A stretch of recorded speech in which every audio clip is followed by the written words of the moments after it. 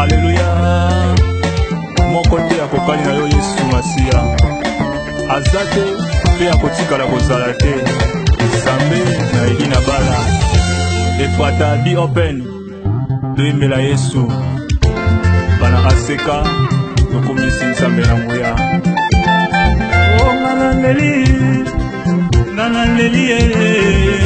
leli makambo ya mokili ekotumisa mateo biloko ya mokili ekolekela ngai te Yesu ayaka na mokili mpona ngai na bika ayaka na mokili mpona ngai na zala yango nakoyenga nayembi bolingo na Nzambe bayeba kufa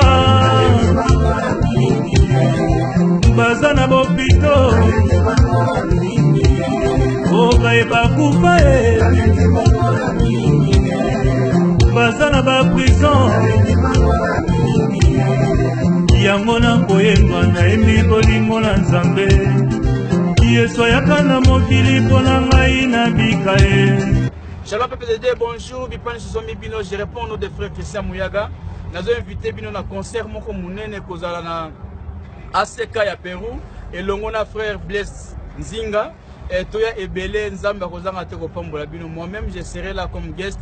En tout cas Toya Ebele va passer de bons moments dans la présence de Dieu. Toya Mbanzemo loka mosikoli na ngaya bola munayoko. On va chanter beaucoup de chansons par la grâce de Dieu et Nzamba kozalo kuma. Bien aimé Toya Ebele pour moi to support mokolo Nzamba kozanga te kopambola biso.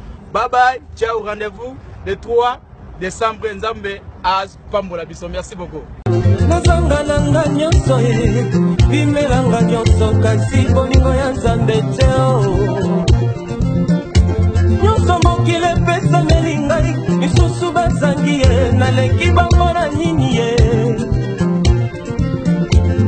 ebele bakenda na mabele misusu na bopito ye naleki bango na nini ye oh nayembi na nsembo ye bolingo Nzambe yango nakangi na nsembo